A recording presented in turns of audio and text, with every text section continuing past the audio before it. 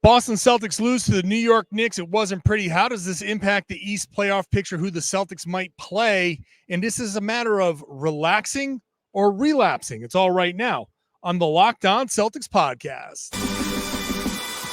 Thanks to Blockbuster Brand, it's holiday season, drop Drew in the mix. And 3 from KP, no we not on the Knicks.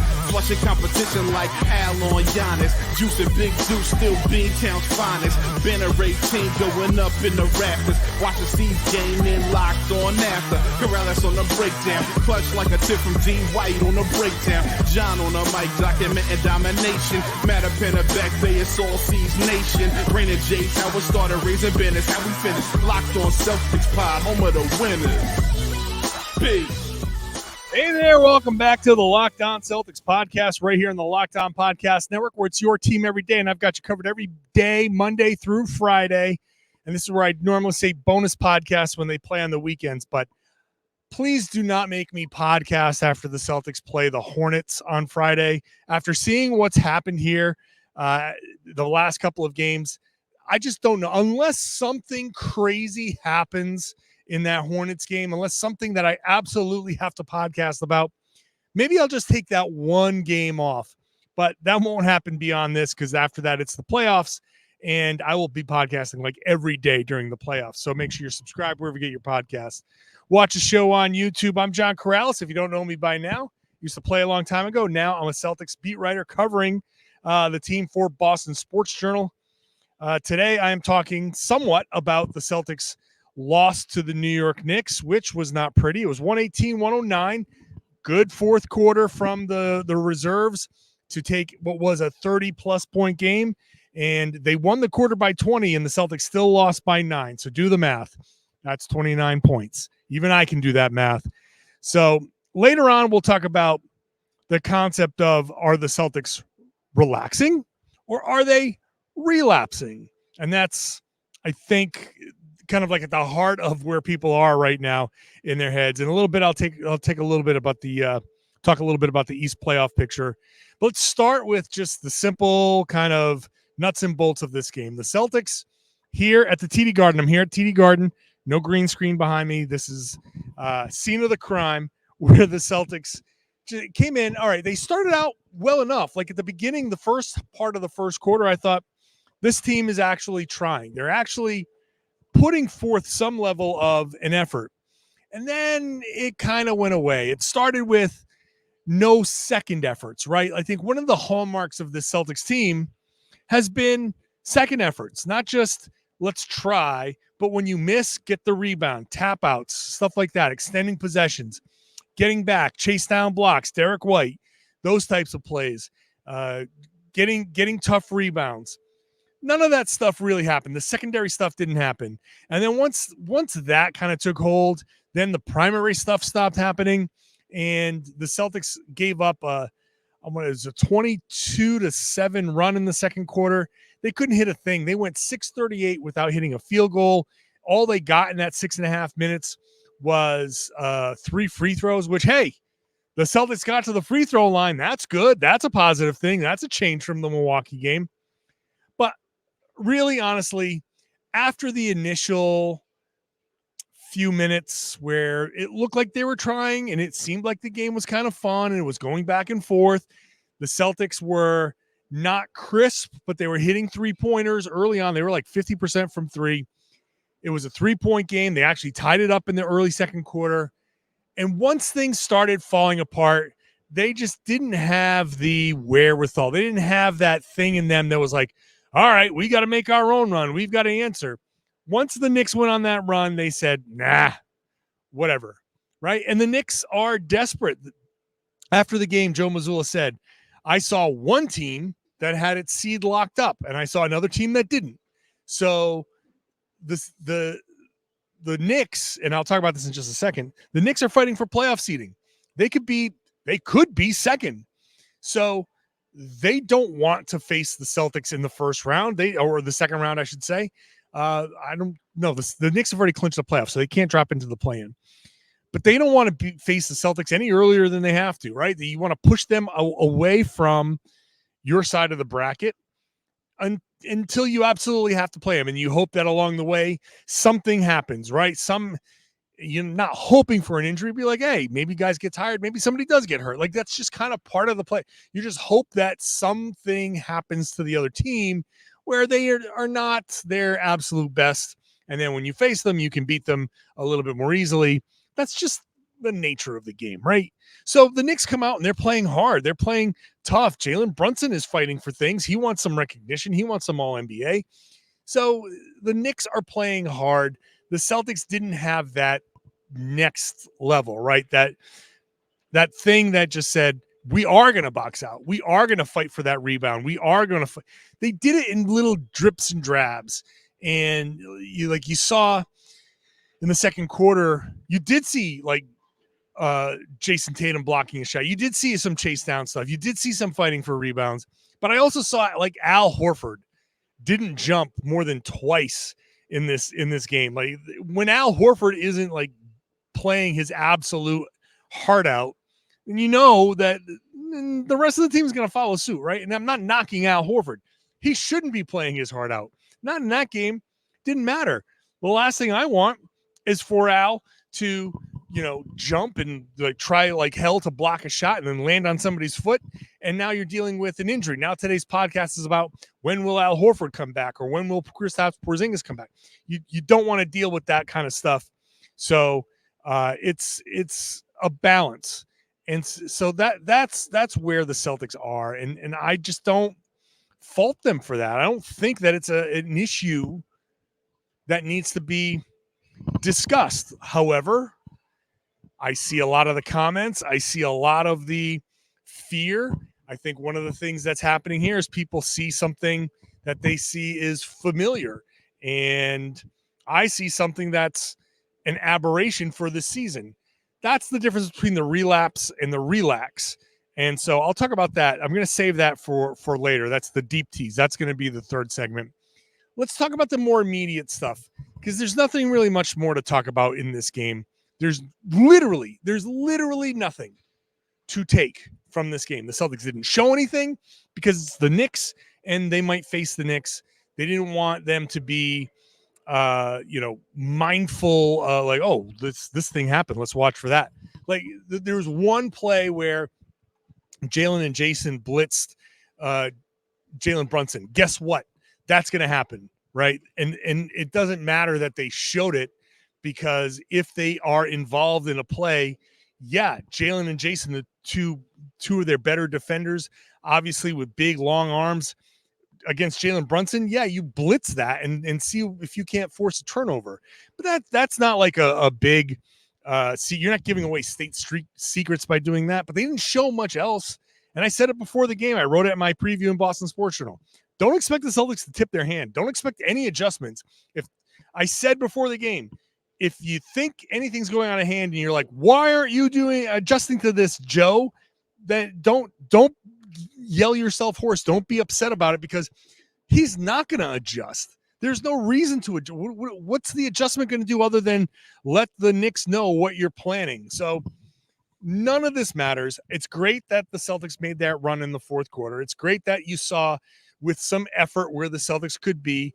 That's all nice. Congratulations to Sam Hauser and Peyton Pritchard and Svi Mikhailuk and Luke Cornett. You played pretty well in the fourth quarter. Nice to see Sam Hauser getting those shots to fall, because he needs to stay in the rhythm. I'd like to see the shooters stay in the rhythm. No problems there. That's all great. But I'm not taking anything out of this game. It does not matter that they lost. It does not matter how they lost in this particular game. So that's the end of it. That's the end of the game discussion. Playoff picture discussion. How does this impact what the Celtics face next, down the road, all of that stuff? I'll talk about that in just a second. Today's show is brought to you by Stitch Fix. Stitch Fix is your personal stylist that gives you the instant confidence boost that you get from an outfit that looks really good. That's what you get with Stitch Fix. You can easily upgrade your wardrobe this year with a professional stylist that helps you find new, on-trend favorites that will work for you. You just give your size, your style, your budget preferences. You get the box how you want, when you want. No subscription necessary, no subscription needed. They just send 5 just for you pieces, plus the outfit recommendations, pro styling advice. You keep what works and you send back the rest. They just send you the just right pieces. The fit is on point. They have Style ESP, and it's so easy. If you don't like to shop, you can save the time and the effort. Plus, the outfits look and feel really good. Shipping, returns, and exchanges are always free. So style that makes you feel as good as you look. Get started today at stitchfix.com/locked on. That's stitchfix.com/locked on.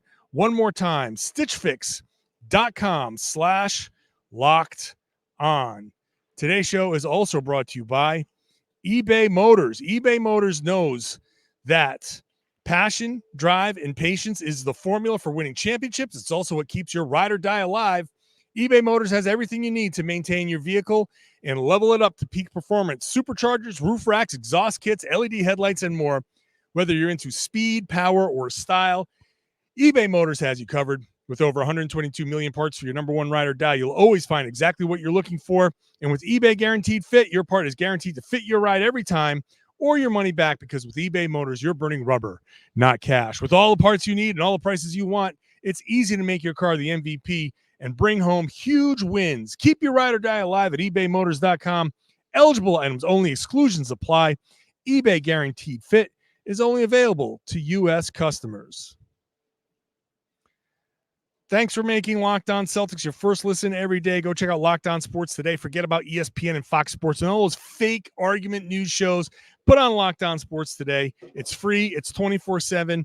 Streaming on YouTube. Also on the Amazon Fire TV channels app. Real talk, real conversation, real arguments. If arguments break out, they're legit. So go check it out wherever on YouTube or on the Amazon free Fire TV channels app. It's part of the Locked On Podcast Network, your team every day.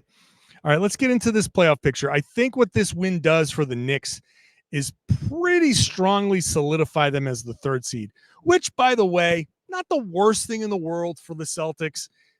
Keep them on that side. Let the Knicks and the Bucks and the Sixers maybe. You guys figure it all out. 2 of those teams are going to get knocked out, and they're going to do it all on their own. The Celtics, meanwhile, are looking at probably, if Philly, let's just assume that Philly wins that first round, you get Miami probably. So there's still something to play for here.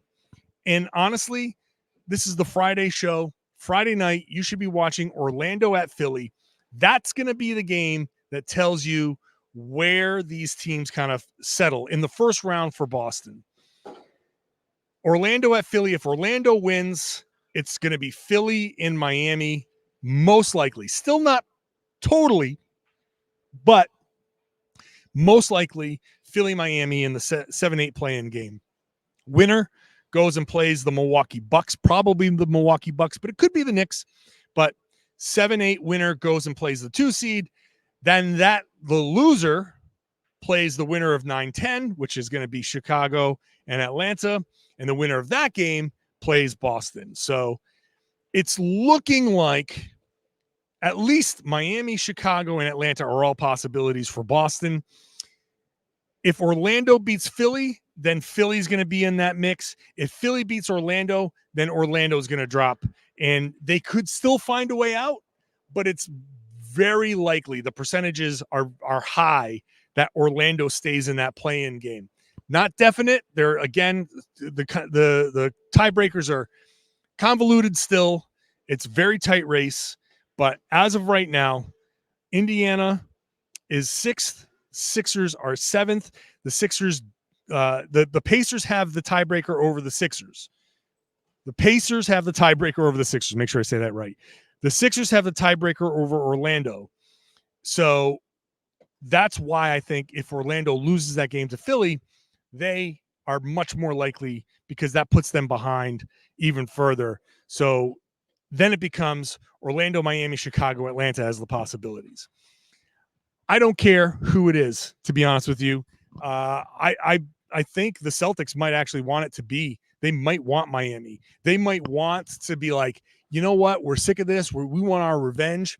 Do not take that lightly. I think the Celtics, after last season, knowing that they missed an opportunity, knowing that Tatum sprained the ankle in Game 7, that they almost had history there. They could have had history, I think, if he had stayed healthy, but we'd never know, especially the way they lost. But I think the Celtics are going to sit there and say, we want our revenge. We want Miami. So give us the Heat. Fine with me, because if the Heat, this is the same thing as last year, I guess, where like if the Heat were a real challenger, they wouldn't be in this position, but they were in this position last year. I guess it's possible that they go on some crazy heater and do it again. I just don't think it's going to happen 2 years in a row. That's not the way to do it. That's not how this works. So if it goes Boston, Miami again, then it's going to be Boston. And then from there, it's the 4-5. This loss to the Knicks, actually, it might, if you want to get some good spin here, that might keep them out of the 4-5. Not that it's going to make a big difference, but they're a tough team. Randall's a handful. The Cavs are a bit of a mess. You're probably better off facing one of the Cavs. If Orlando is in that mix, maybe you get to maybe you face them, and they're big and tough, but clearly they are struggling. And I don't know what the health situation is for Franz Wagner, but regardless, and the Pacers are, struggling. So I don't think any of these teams should scare Boston, despite regular season results and all of that stuff. I think keeping the Knicks if the Knicks go to the 3 seed and the 2-7 is Milwaukee and Philly, and 3-6 ends up being New York and Indiana, and those teams just all fight each other, great. I'm happy to see it. It doesn't matter to me. And I think that gives the Celtics a path where it might be a little bit easier. And if whatever team ends up being in the conference finals, great. Good luck. I still think the Celtics end up being favored. I still don't think the Celtics face a Game 7. That's going to be the playoff picture. So Orlando at Philly Friday night. Grab your popcorn, watch that game, and maybe you root for Orlando. I don't know. I mean, maybe you if you root for Orlando and you have Philly down there, maybe you're rooting for chaos, and a Philly-Milwaukee first-round series would be amazing. Embiid coming back, still not 100%. Giannis not being 100%. Who knows how that whole situation would go. So that's the playoff picture. Obviously, there's a lot to figure out. All right, let's get back to the Celtics, because I'm sitting here saying they're not going to face a Game 7. I don't think they face a Game 7 throughout this playoff picture. But who knows? Maybe there's something there. Maybe they struggle, or maybe they just roll through these playoffs. Is what we're seeing the past couple of games relaxing, or is it relapsing? I'll talk about that in just a second. Today's show is brought to you by FanDuel. FanDuel is America's #1 sports book. It's here for the playoffs in the NBA, NHL playoffs. Baseball is here. It's in full swing now. FanDuel is your place to bet on every game. And right now, new customers get $150 in bonus bets. Guaranteed. It doesn't matter, win or lose. You can bet on anything. Slap shots, home runs, slam dunks. You get $150 win or lose in bonus bets when you sign up at FanDuel.com/lockedon. It's all on an app that is safe, secure, and easy to use. So go check it out. FanDuel.com/lockedon. Make your first bet an automatic win, and you can set your parameters, set your limits.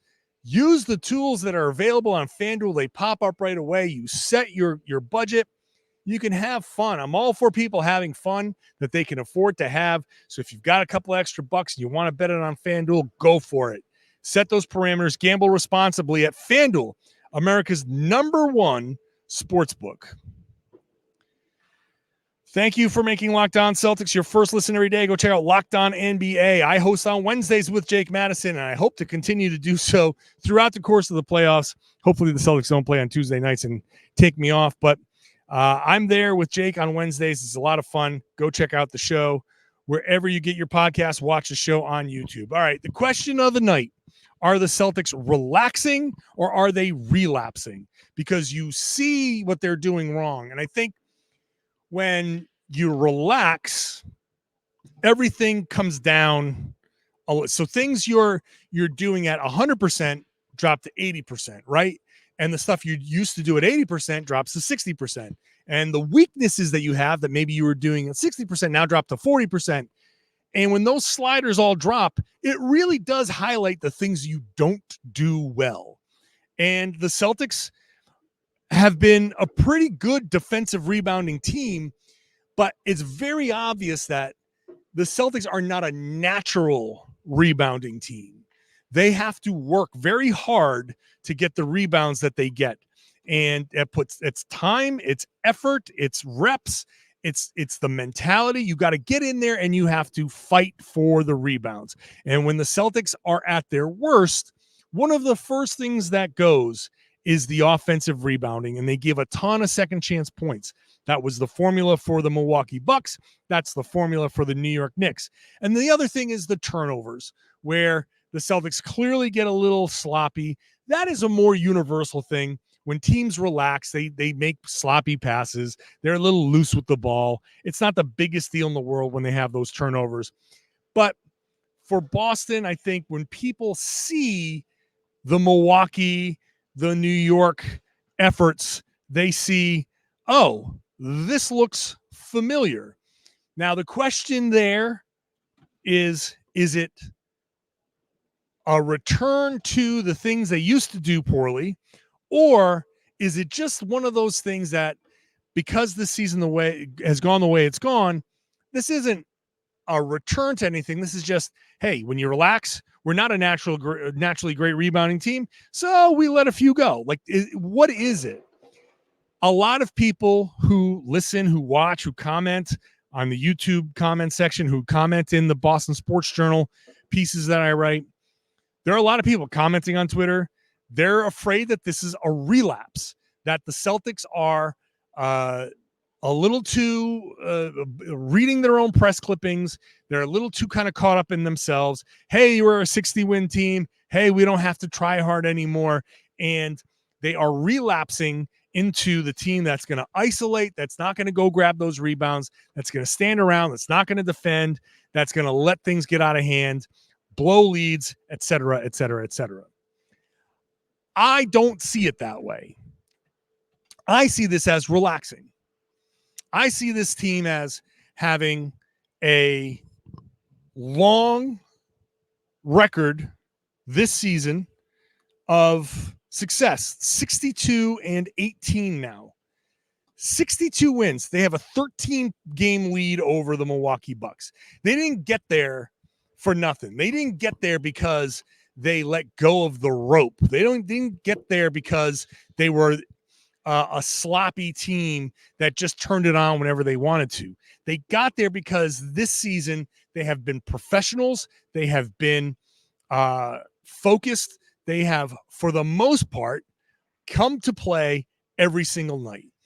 I am not going to get caught up in post-clinching kind of relaxing. I've been saying this from the beginning. I wrote a piece on Boston Sports Journal a couple of weeks ago. The Celtics don't see this end of the season the same way you do. It's going to make for some ugliness. It's going to be a rough finish. I said it then. I say it now. Same idea. You are looking at, and not you, just all of you, but some of you are looking at it as, why can't they win? You need to win. You need to keep the confidence up. You need to show the habits. You can't get into those bad habits. And I just think the concept is a little interesting, where people are saying, well, see, these are the bad habits. You can't have these bad habits going into the playoffs. Well, why is it the last 2 weeks are the bad habits and the first, 6 months aren't good habits that are going to carry over? Why is it that what got the Celtics to 62 wins isn't going to be the habit that carries over, but the stuff that gets them to these 2 losses is going to be what carries over? Like, that's the concept that is interesting to me. This isn't something where, like the finals run from a couple of years ago, where they started the season poorly, turned things on, and then in the playoffs, some of the stuff that they had been doing earlier in the season came back. That is a relapse. The Celtics haven't been doing this season, and this is a different team. Yeah, Tatum's here and Jaylen is here. I get that, but it's a different coach. He's an even better coach from last year. Better supporting cast, better, you got Holiday, you got Porzingis, you got a better version of Derek White. There's a lot of reasons. There are a lot of reasons. A better version of Peyton Pritchard, a better version of Sam Hauser, the same old reliable, great version of Al Horford. All of these reasons are reasons that I look at as positives that aren't going to let the Celtics relapse. Like, I don't care. I really don't care that they looked the way they did against New York and Milwaukee. It's not a big deal. The Denver Nuggets went 9-10 to close the season last season. 9-10. People were losing their minds. And people will sit there and say, well, yeah, but clearly they won the championship. So they were capable of doing that. But before they had won the championship, they were the chokers. You remember the prior few years, Denver was always like they're good, but not good enough. They're good, but they don't have that instinct. People got on Jokic. He was the MVP 2 seasons in a row, and they fell short. So that was the season last season. He didn't win the MVP last season, right? So there were questions. There were a ton of questions about Denver, and they made their run, and they won a championship. Kevin Garnett tweets about you got to set the tone for the playoffs and all of that stuff. The 2008 team won 11 of their last 12 heading into the playoffs and immediately went 7 games against the Atlanta Hawks in the first round.